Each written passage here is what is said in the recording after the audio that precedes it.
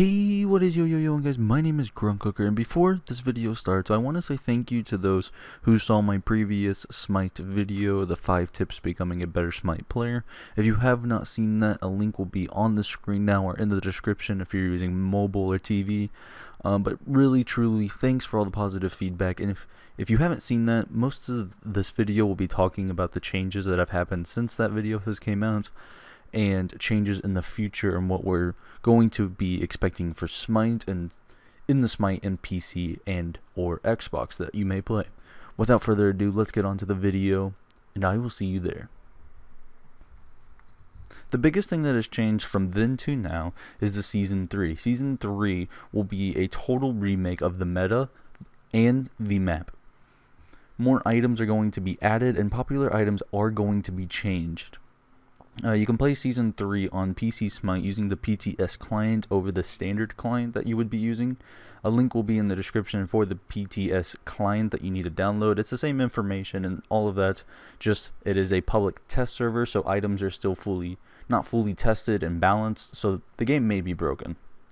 I will be posting more on Season 3 strategies, and Season 3 rotations once Season 3 has fully released to everybody. This includes Xbox One and PC. Now that we've talked about the future of Smite, let's look at the current way to start in a conquest game. This has changed since the previous one till now. Mid, carry, and support will go to the damage/red buff, whichever one you want to call it, and mid will get this buff and head straight to middle lane. Carry and support will then continue to get attack speed, give it to your carry, and then head to dual lane. This hasn't really changed. The start that has changed since the last video is the jungle and solo. Both will still go to the orange slash speed buff, giving it to the jungler. Both then head to mana/blue buff, giving it to your solo laner.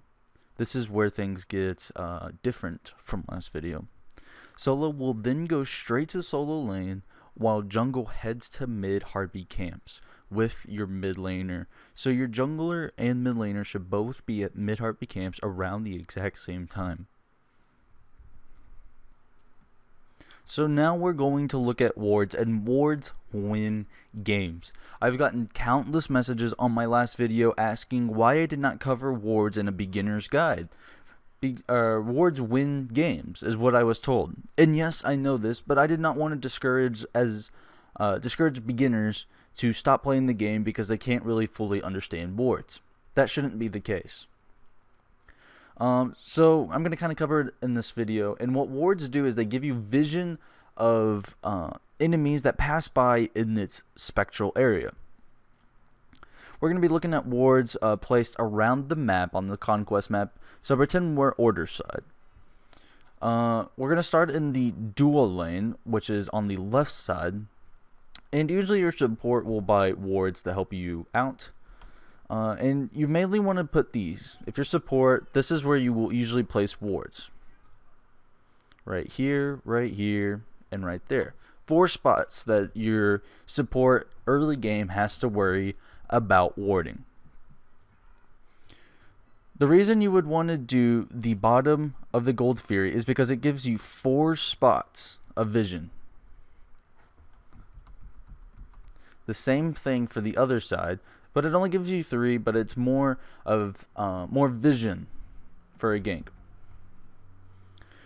Now you're wondering why you would put some here and this one here. The one up here is for offensively. We're going to say our hunter is up here, up in the tower line, and he doesn't really know what's going on. He doesn't really look at his map, and he kind of pays attention to VGSs, but not really. An enemy jungler is showing up and all of a sudden wants to cut off this hunter behind him. We're going to assume that if we had a ward here, and the hunter is paying little attention, the ward will ping the hunter around here, causing our hunter to immediately evacuate the scene, causing our hunter to be safe and the enemy jungler not doing anything. This is what wards do best. Get your team out of situations before they die for it. You would use this top one as an aggressor if you're very aggressive and you're up in the enemy's tower. This one down here is more of a defensive ward. This is if your team is being pushed back under your tower line and you don't really want to push up in case of a jungler popping up. Now that we know the dual lane and kind of have a brief understanding of why we would ward here, let's go over to the mid lane. Mid lane is going to have help of jungler to ward, but will mostly ward in these 4 spots. These 4 spots offer so much vision for no matter what side you're on. If you're on the dual side, these 4 will help you see where everybody is. Almost everybody. If the solo laner is jogging and making his way to Gold Fury, you see him twice before he goes to the Gold Fury. This is important. Super, super important. Again, you always want to focus on when to offensive ward and when to defensive ward. Again, if we are up in their tower line and constantly fighting up on their tower line, we're going to want these aggressive wards. This is to help us spot enemy junglers coming from either side, ready to gank us. We immediately know, back out. But if we are being pushed to the back of our tower, we're going to want these defensive wards. Same reason why we would want offensive wards. We want defense wards to know where the enemy jungler is, or if we're going to get ganked at all. Now that we've looked at dual and mid lane wards, we're going to look at solo. Solo is a bit more complicated in terms of warding, just because you don't need as many wards. These 2 spots right here are probably going to be the most times you ward in the solo lane. If we look, this aggressive top ward gives you 4 visions, a hold on the fire giant, a hold on lane, a hold on their back lane, and a hold on back camps. This is super important. Really good ward. Again, up in the tower line, you want this aggressive ward. Up in your tower line, you want this defensive ward. Now we're going to look at sentry wards.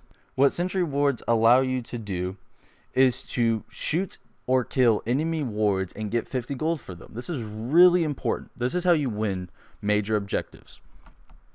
Our 2 most popular sentry wards are going to be on the Gold Fury and Fire Giant.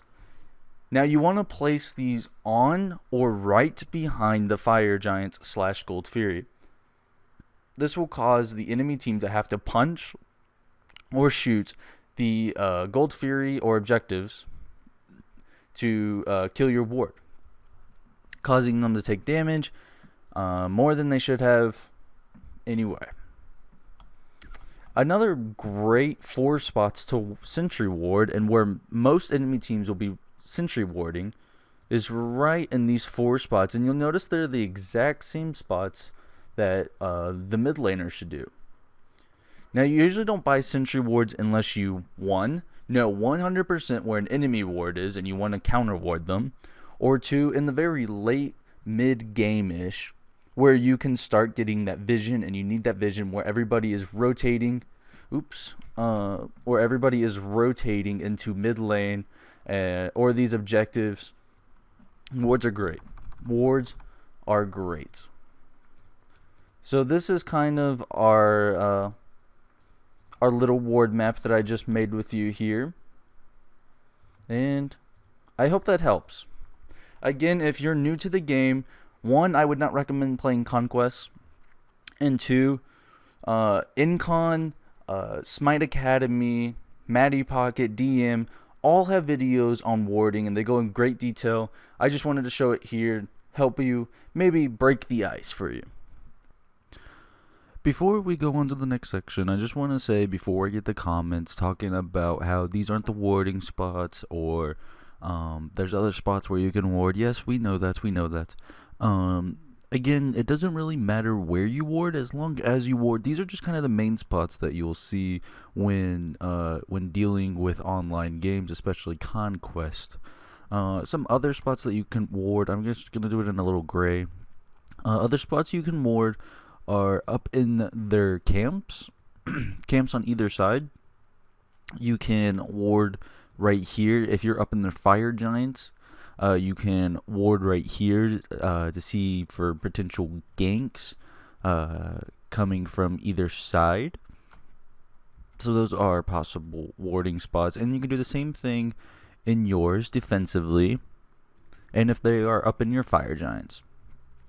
Again, you'll see we have most of the jungle, actually all of the jungle, practically covered in vision. You are only allowed to have 2 wards placed per player, so keep that in mind. Obviously, you won't have all of these wards on the map as this map is shown, but it should be pretty close and pretty spread out based on the situation that you are in. You can also place wards in the lanes. Sometimes this is effective if you let's say you are mid laner and you keep rotating over here to your dual lane because they need help, or your solo lane because they need help. You can put a ward, say you got this tower down, you can put a ward in their tower to see if any of them are pushing or how far their minions are, if the minions aren't on the map.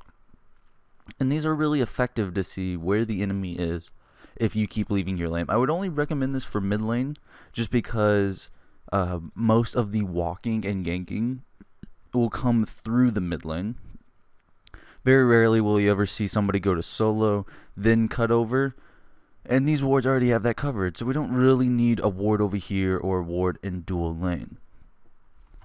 So another thing that always comes up in my videos, and it wasn't mostly on my 5 tips to becoming a better player, but it's more of the god guides that I did, and it was talking about builds for gods. There is not one build for every god in the game. It's just not how the game works. The game works based on the situations that you are put. Sometimes you're ahead, sometimes you're behind, and you need to assess your situation to depict what builds you're going to choose. Not to nitpick at people, but usually the people that ask for builds for gods usually don't know how to play the god or are very brand new to the game. And what I suggest is if you don't know any of the items or you only know a few, I recommend using websites. Websites such as Smite. Smite is a community-driven website that shows community builds. Sometimes they're bad, sometimes they're good. Some of them are very old, from season 1, and we're almost on season 3.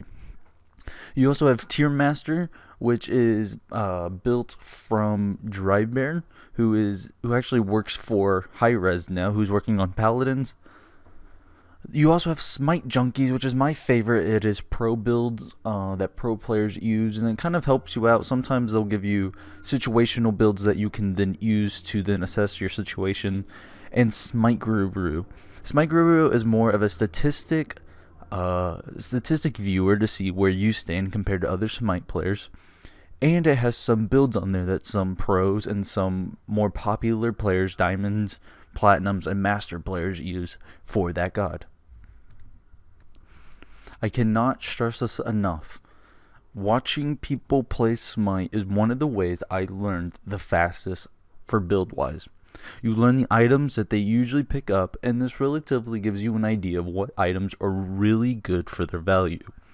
You can also learn from how they play and how they play the god versus going in blindly in the god in a random game. So sadly, that is the end of this update video. I'll be posting more Smite videos on my channel once Season 3 fully releases on Xbox and PC Smite. Thank you again for watching. If you made it this far, please do leave a like or comment about the video, positive, things I missed.